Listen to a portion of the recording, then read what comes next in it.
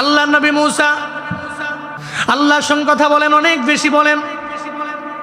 এজন্য ওনার উপাধি কালিমুল্লাহ। মুসা নবী আল্লাহর দরবারে একদিন কথা বলা অবস্থায় আল্লাহর দরবারে কথা বলতে বলতে সমাপ্ত করে উনি বাসার দিকে যাবে। ঘরের মধ্যে একটু ঝামেলা হয়েছে, ওয়াইফের সঙ্গে ঝামেলা হয়েছে।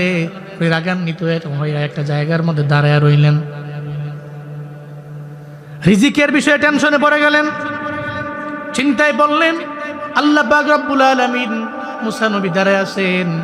আল্লাহ নবী তো এই জন্য আল্লাহ পাক বললেন, নবী মুসা, মনের মধ্যে চিন্তা দেখা যায়, টেনশন নিয়ে কেন দাঁড়ায় রইলেন? মুসা নবী বললেন, হ্যাঁ আল্লাহ একটা টেনশন আছে, রিজিকের ব্যাপারে টেনশন।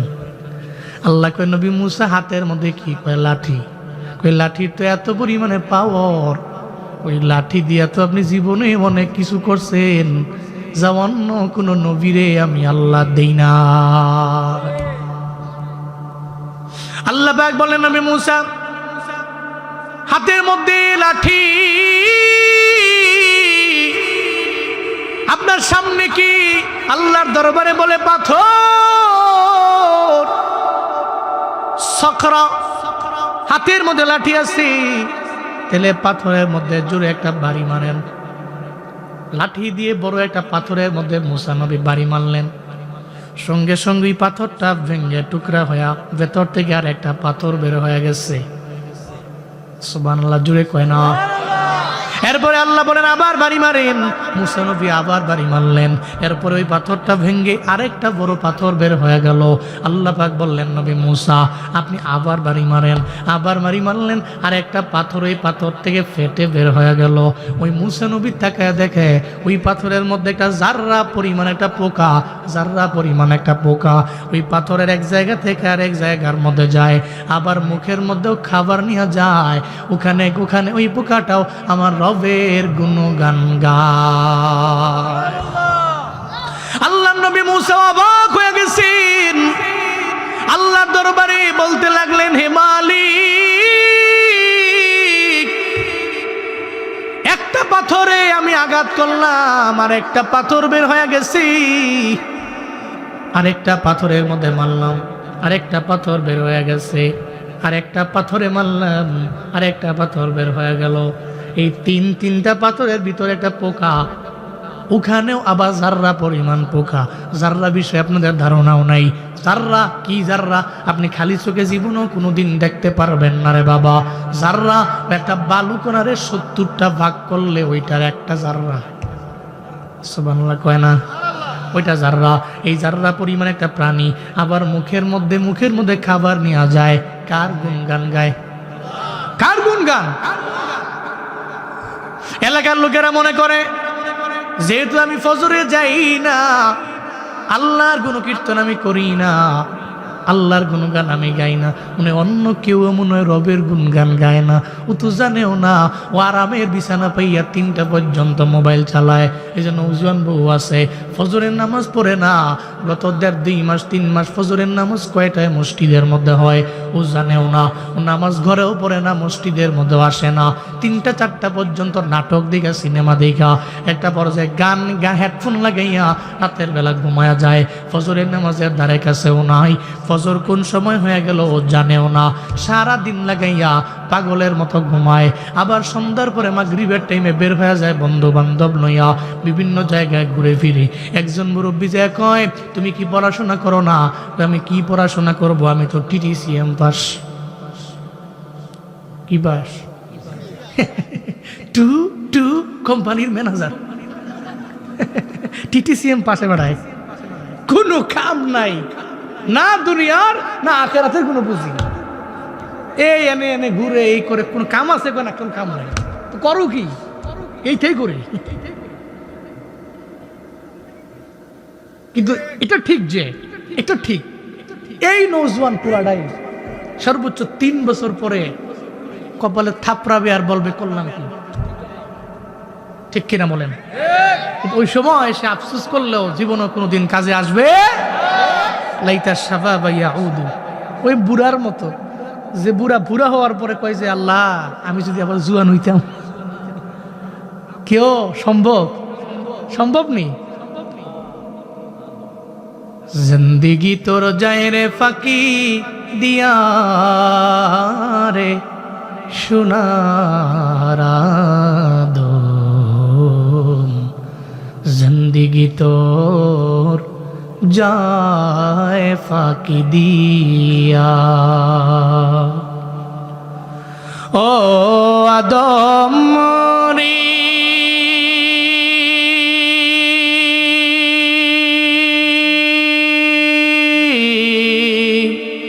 পাকে ধরিয়া গেছে দাড়ি, দন্ত আছে গোটাচারি, সমন জারি গিয়াছে করিয়া রে সোনার আদম, জিন্দেগি তোর যায় ফাঁকি দিয়া। ও আদম রে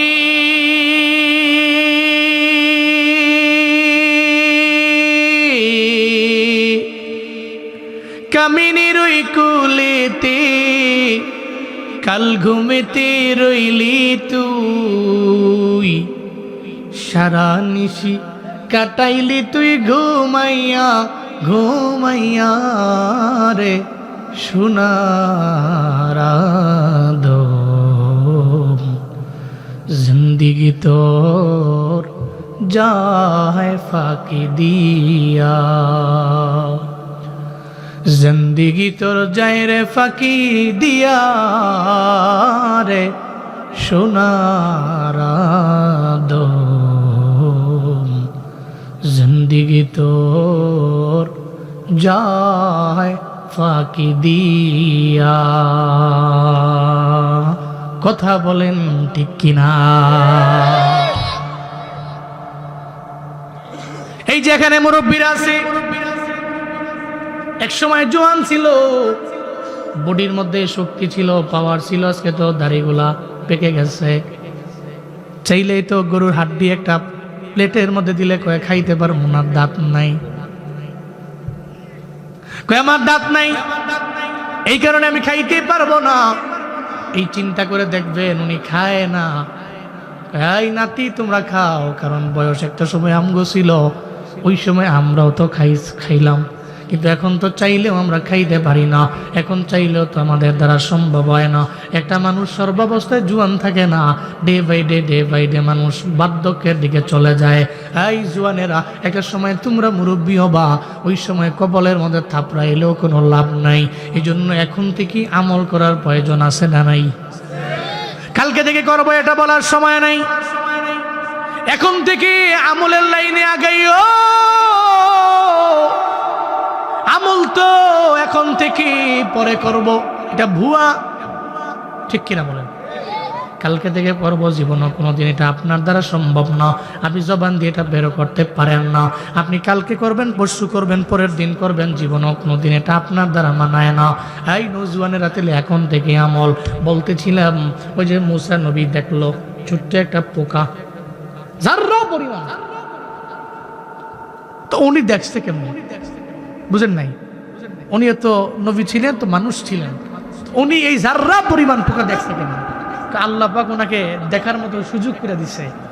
সুবহানাল্লাহ জোরে পড়বেন না? আল্লাহ চোখে সে পাওয়ার দিয়ে দিছে যে আপনি যার্রা পরিমাণ একটা পোকা হাঁটবে, আপনি দেখতে পারবেন। তো উনি দেখতে থাকলেন, তাকায়া দেখলেন ওই ছোট্ট একটা প্রাণী, ছোট্ট যার্রা পরিমাণ, মুখের মধ্যে খাবার নিয়ে পাথরের ডানে যায় বামে যায়, আর ওখানে বলতেছে নাম্বার ওয়ানে বলে সুবহানা মাইয়া রানি, পুত পবিত্র তুমি আমার আল্লাহ, আমার যে আল্লাহ তিনটা পাথরের ভিতরে আমাকে দেখেন।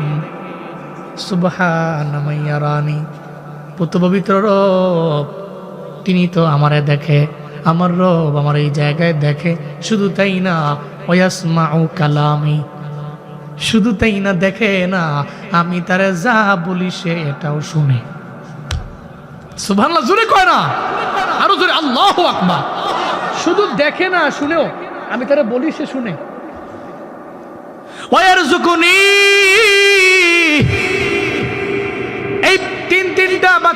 ভিতরে আমার কোনো খাবার নেই, তিনি আমার রিজিক দেন, রিজিকের ব্যবস্থা তিনি আমার করেন, তিনি আমার রিজিক দেন, আমারে খাওয়ান। শুধু তাই না, ওয়াজকুরুনি, তিনি আমার স্মরণ করেন, ওয়ালা ইয়ানসানি, এই পাথরের ভিতরে একটা সময়ের জন্য উনি আমারে ভুলেন না। চিল্লা পড়া যাবে কি সুবহানাল্লাহ। আল্লাহ নবী মুসা অবাক হয়ে গেলেন, আল্লাহ দরবারে বলতে লাগলেন, মাওলা রে, একই দেখাইলা, আমি তো রিজিকে টেনশন কইরা বডির মধ্যে, চেহারার মধ্যে চিন্তার ছাপ নিয়ে বাসায় যাই। বলরে কি এমন দেখাইলা?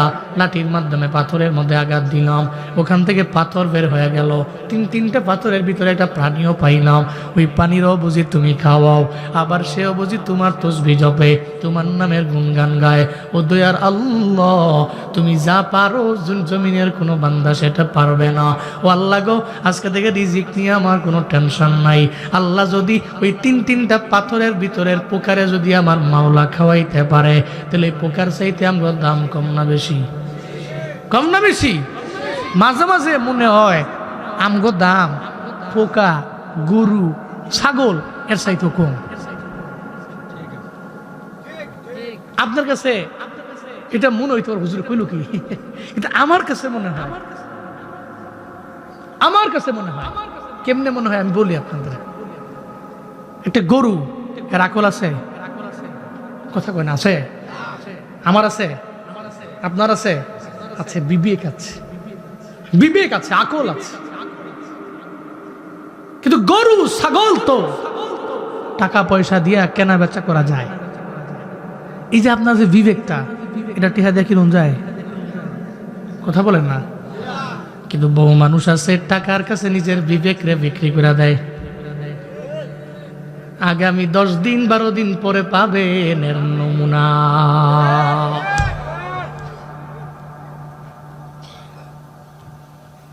এই যে সামনে নির্বাচন,